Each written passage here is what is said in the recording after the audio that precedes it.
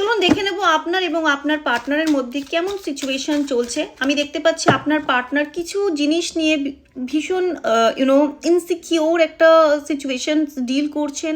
আপনার পার্টনার ভয়ভীত হয়ে আছে নিজের পরিস্থিতি নিয়ে, নিজের সারাউন্ডিং নিয়ে, ঠিক আছে, আশেপাশের কিছু নিয়ে হতে পারে। এটা আপনারও এনার্জি, আপনিও কিছু জিনিস নিয়ে ভীষণ ভয়ে আছেন নিজের পার্টনারকে নিয়ে, আর আপনার পার্টনারও কোনো কিছু স্টেপ নিতে ভয় পাচ্ছে।